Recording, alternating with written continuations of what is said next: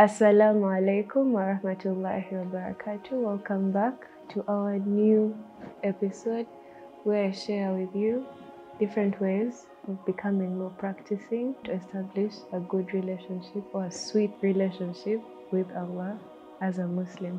So in today's episode, I have shared with you in the past episodes theoretically what these things should be when we are journeying into being practicing in relation to Salah. So in this segment for today, I wanted to share with you practical ways of evaluating your swala. The first one is assess the energy levels that you have before the swala and after the swala. So if you entered before the swala, you had a very high level of stress. To be able to assess whether your swala was of benefit, you have to be going out of the swala with lower stress or even no stress.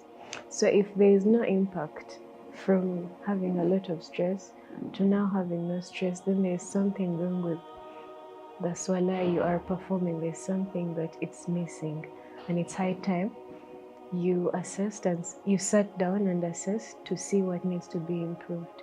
So the energy level you have before the swala and the energy level you have after the swala, does it move from negative to positive, or does it move from a positive energy, you come happy and you leave sad, which would be somewhat weird.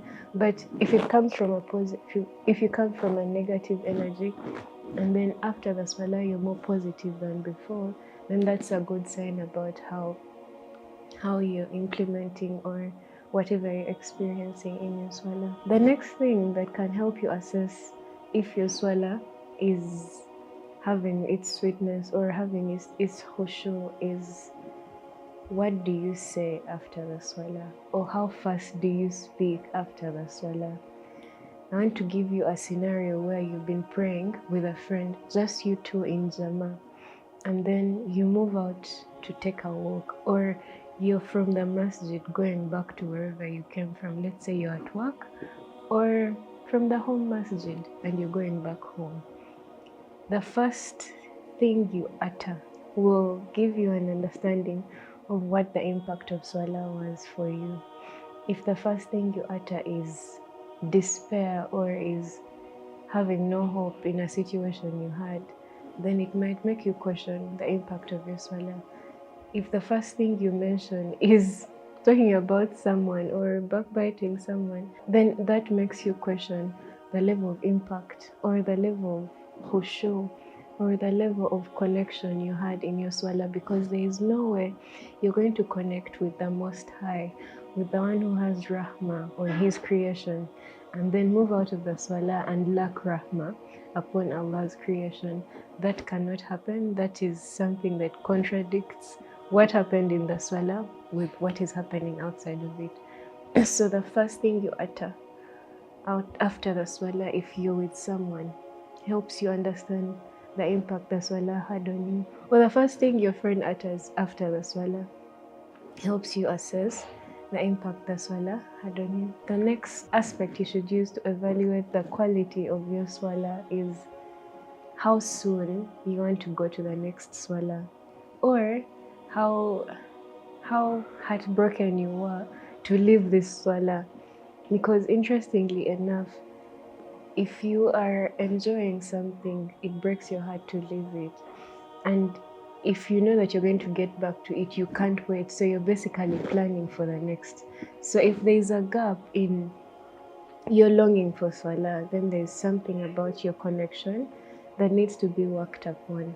And if there's no longing and you're just basically rushing out of the swala, you barely say salam fully and then you walk out, then there's something that needs to be worked upon to be able to get this connection, to be able to experience this sweetness. You guys, the sweetness is real. It's really real. It's out of this world. The last point to help you assess or evaluate the quality of your swala would be how you approach the problems you face after moving out of the swala. How are you interacting, or how are you engaging and solving these problems? That alone can help you understand how much impact this swala had on you, because you're interacting with the most influential space there is in the presence of your Creator, that alone should have an impact on how you approach the challenges you're facing. And if that is not happening for you, then that goes to show that there's something lacking in what you're investing in that swala. So that's something you should use to evaluate and go back and see what could be missing, and then you invest the effort there and improve accordingly, so that we can all experience this sweetness. It's not for specific people. Everyone is entitled to eat, so why not grab the chance and experience the sweetness in the presence of Allah, and then implement the impact or the effect of this sweetness even outside of the swala, so that we can live lives that are happy, lives that are seamless, lives that are effortless, because they are charged with the might of Allah, rather than using our own individual effort that runs out at times. So if you're moving from a swala where you're recharged by Allah, then you're moving into interacting with challenges in your daily life, interacting with family, interacting with all these other things. You're moving into that space with the energy that comes from interacting with Allah, and that alone shows that whatever comes after that is going to be successful, is going to be beneficial to everyone around you and also you, interestingly.